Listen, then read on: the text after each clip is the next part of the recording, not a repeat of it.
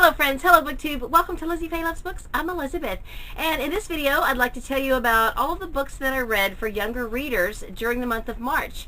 Most of them are mysteries. There is one that's could be debated. I thought it was more of a mystery than it turned out to be, but it's okay. Now, I did a video last year recommending middle grade mysteries because last year, in addition to March Mystery Madness, we were introduced to Middle Grade March, which is hosted by Krista from Books and Jam and Katie from Life Between Words.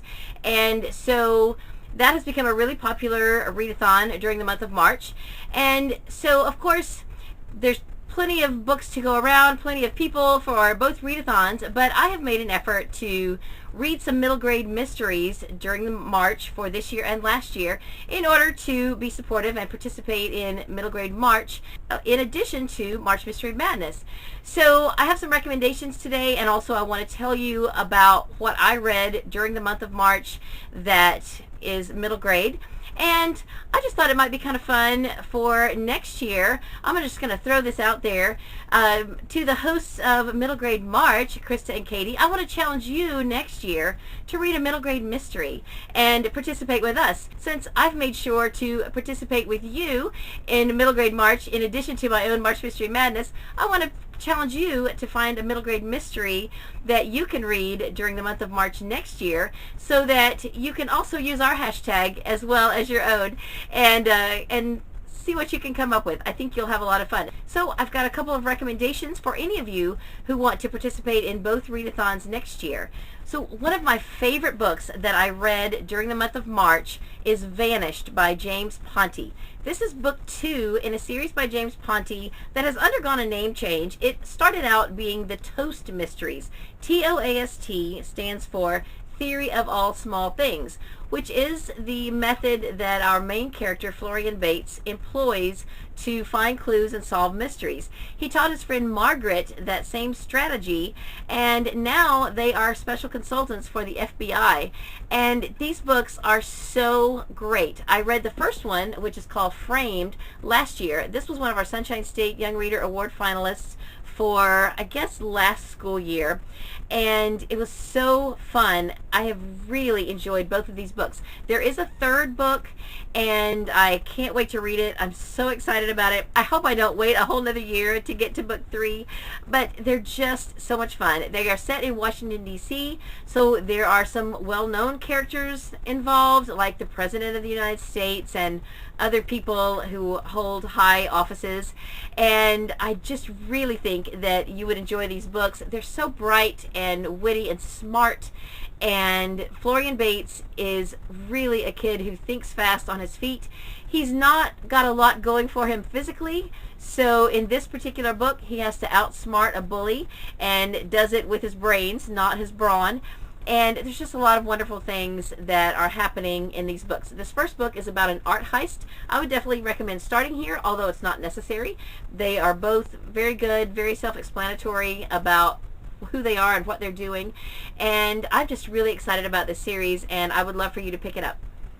Another series I started reading some time ago and read the first 3 and then sort of put it on the back burner for a while, and so this year for March Mystery Madness I started over with book 3 and then also read book 4. The series is Theodore Boone, Kid Lawyer by John Grisham. It's about a boy whose parents are both lawyers, and he has learned quite a bit about the law just by living and being around his family his whole life. He even has his own small office in his family's law office. He gets involved with a lot of different things. He helps his friends with different legal matters. He is able to appear in animal court because it is not required that you need to be a licensed lawyer to appear in animal court. I don't know if that's true in real life, but it is apparently true in these books. Theodore is great because he's really a good kid. He's very likable. He's got a lot going for him, but he's not perfect. He does have flaws. You do see him get angry. He does talk back to his parents sometimes. Even though he's a Boy Scout working towards Eagle Scout, he does mess up sometimes and then has to suffer the consequences. So it's just really a great series. I think that boys especially would really enjoy this. Elizabeth Tyree, who is also a booktuber, is a teacher, and the boys in her class voted for this to be the book that they studied this semester. So they are working through this book, and I think that they are really enjoying it. So this is book 1. It is simply called Theodore Boone, Kid Lawyer. I'll have to show you a picture of book 2. I can't quite remember the title of it at this moment. But in the month of March, I reread book 3, Theodore Boone, The Accused. In this book, he is accused of a robbery and has to try to clear himself. So this is very good, very compelling. And then in book 4, Theodore Boone, The Activist, there is a bypass being proposed to go around his town, and it's going to cut through the family farm of one of his friends, and he gets involved in that and begins to find out that it's also planned to go very near an elementary school and a sports park and things like that. And so him and his friends get together and become activists against this proposed highway and uncover some very nefarious plots and things that are happening to try to get this highway built. It's going to make a lot of money for some people, and there's some secret deals and things like that that he is able to find out. So it's very, very good, very interesting. Throughout these books, you get to learn a lot about the law itself, and it's done in such a way that you don't even realize you're learning as you go. But they're very intriguing mysteries, along with teachable moments where you are able to learn different things about the law as you go. So I definitely recommend the series. I'm looking forward to continuing on. I'm not sure how many books there are in the series at this point, but they all so far have been excellent. I have a couple of other books that I read during the month of March that I think would be very fun for middle grade readers. One is Muppet Sherlock Holmes, the graphic novel. This was corny and fun, and I enjoyed it. I had read it before, but at that point I had not ever read any actual Sherlock Holmes. So I went back and read some Sherlock Holmes stories, and now I understand it a little better. It's still very corny and not the best book I ever read, but I am a big Muppet fan, and I learned in the back in the bonus material that there are a few other Muppet themed story adaptations and some other Disney themed graphic novels that are published by the same company, which is Boone Kids, and I am very interested in reading more of these now. So this was a lot of fun, and I'm glad that I reread it. And another book that I listened to again is From the Mixed Up Files of Mrs. Basil Frankweiler by E.L. Konigsburg. She has 2 Newbery winners, this one and A View from Saturday, and I always said that this was my favorite of the 2. It's been a long time since I listened to it the first time, and I didn't remember anything about the story. I just remembered that I had really enjoyed it. The second time through, I don't think I enjoyed it quite as much, and I'm not really sure why, because I literally didn't remember anything about it. It's about 2 kids, a brother and a sister, who run away from home and live in the Metropolitan Museum of Art for a whole week, and it's very interesting. I have never been to the Metropolitan Museum of Art. I think reading this book would make you want to visit there if you haven't already, and if you have visited there, I think it would be fun to see it through the eyes of the kids. Now, this was originally written in the 60s, and so I'm sure that a lot of things have changed since then. The audio version I listened to was a 35th anniversary edition, and in the author's notes she talks about the things that have changed since then, which I thought were very interesting, even though I've never been there. So it was a very good book. It was still very enjoyable. It just wasn't what I remembered it to be. I was thinking it was more of a mystery. They were trying to solve a mystery in the story, sort of, but it wasn't really what I would classify as a mystery book, which is what I was looking for, because during the month of March and March Mystery Madness, I wanted to read some middle grade mysteries that would also count for middle grade March. So a very good book, just not necessarily what I would classify as a mystery. But if you've never read it, I would definitely recommend it, especially if your goal is to read Newbery Medal winners, then you should definitely check this one out. So I'd like to tell you about a few other books that I read during the month of March that are also for younger readers. However, they're not classified as middle grade. This series, the Mason Falls Mysteries, are actually classified as YA. However, after reading one of them, I can honestly tell you, I really think they're mislabeled. I think they ought to be labeled middle grade. I'm assuming that the reason they were labeled YA is because the characters in the book are 9th graders. But at any rate, I think these would really be better enjoyed by a middle grade audience. So I found these on my bookmobile. I only so far have read The House by Raylan Drake.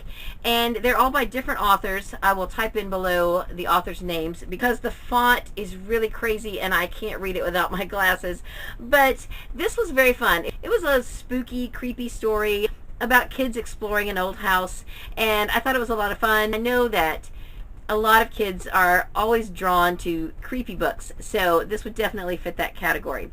So I want to show you the rest of the books. Even though I haven't read them, I will have them read very soon. This was the only one that I checked out initially from the bookmobile, and then I went back to the bookmobile during the last week of March, and I checked out the other 3. I believe there's only 4 in the series so far, and so I just didn't get a chance to read them. I ran out of month, and I definitely want to read the rest of these. I don't know how they relate to each other. I don't know if they're about the same kids or if they take place in the same town or if they're each completely different stories. But this one is called Tracks, and it's definitely going to take place in or around a railroad, I'm assuming. This one is called The Turnaround, and that looks like baseball stitching on the cover. So I'm going to guess that this one has something to do with baseball. This one is called Behind the Screen, and those look like phones there on the cover, so I'm going to guess that this one has something to do with cell phones. So I will let you know more about these in future videos, but next year, if you're looking for something for middle grade March Mystery Madness, then I would definitely recommend picking up The House by Raylan Drake. So another series I discovered during the month of March, when I was looking for something for an Instagram challenge for the word gumshoe, I asked several of the library staff at my local library, what do you think of when you hear the word gumshoe? What book comes to mind, or who comes to mind? And one of the librarians said Nate the Great. Well, this is a series of elementary level books, but it's about a kid detective, and I can't believe that I've never heard of these before. They're adorable and they're awesome.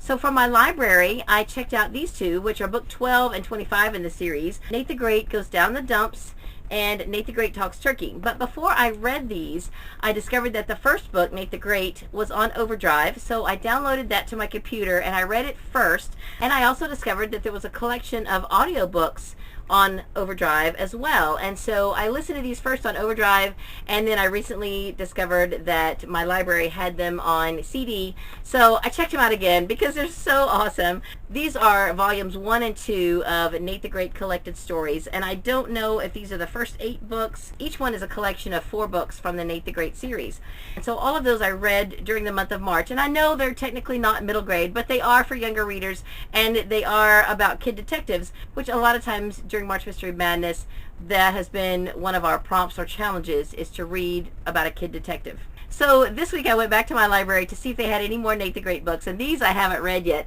but I have 4 more to choose from, and I'm going to try reading these with my daughter after she has her brain surgery. We're going to be looking for things to stimulate her brain, and these just have such good learning activities in the back, and they're just fun stories that make you think and observe, and I am so excited that I have discovered Nate the Great.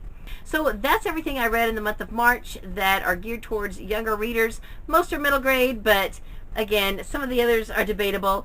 Anyway, I had a lot of fun. They are all about kids or kid detectives, and I had a lot of fun reading them. So I think any of these would be great picks for next year if you would like to combine March Mystery Madness with middle grade March and read some middle grade mysteries. So that's all I have for this video. I hope you are having a great day. Read a good book, and God bless you.